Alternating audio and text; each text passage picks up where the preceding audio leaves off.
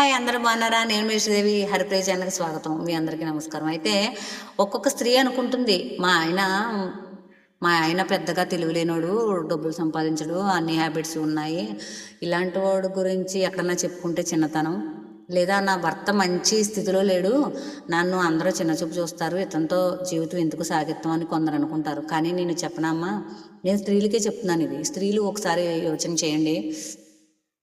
అందరూ అనుకుంటారు, నా భర్త ఎంతో మంచోడు, నాకు సహకారం చేస్తున్నాడు, నేను ఇతనితో కూడా జీవితం పంచుకుంటంలో చాలా కష్టంగా అనిపిస్తుంది నాకు.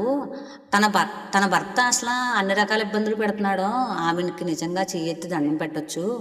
ఆవిడ ఎలా చేస్తుందో, ఆవిడ స్థానంలో నేను ఉంటే చచ్చిపోదును, ఆవిడ స్థానంలో నేను ఉంటే ఏ కల్లా దిగేద్దును, ఆవిడ స్థానంలో ఉంటే నేను ఎప్పుడో పైకి పోదును అని అనుకుంటారు ఎదుటివారు మీ గురించి. తెలుసా, మీ భర్తలు బాగాలేదంటే ఎందరో స్త్రీలు మిమ్మల్ని గురించి గొప్పగా ఊహించుకుంటారు. వారు కూడా మీలాగా ఉండలేకపోతున్నామని ఎందరో అనుకుంటారు. అయితే త్రిగుణాల్లో ఇది ఒక గుణం.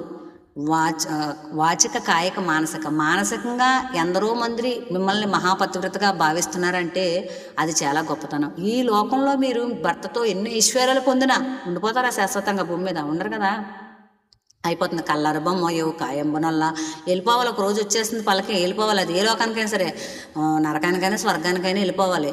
అందుకే మనం ఏ భర్తతో అయితే జీవితం ఉందో అది మనం నీచంగా భావించకూడదు.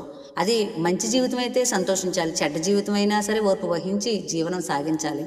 ఎలాగైనా వెళ్ళిపోతుంది, జీవితం ఆగిపోదు. మనం చక్కగా ఆ భర్తతో వర్తించి, ఎందరో మంది మనసుల్లో మన గురించి ఈ భావన చేస్తున్నారని పరమేశ్వరుని నిరంతరం పూజించండి.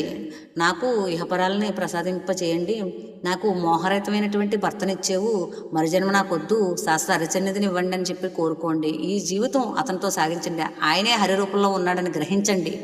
ఆయన్ని చూసి మీరు ఎప్పుడు కూడా కించభావనగా అనుకోవద్దు. ఆయన్నే మీరు ఈశ్వరుడుగా భావించాలి. ఈ కాన్సెప్ట్ నచ్చితే హరిప్రియ ఛానల్ లైక్ చేయండి, షేర్ చేయండి.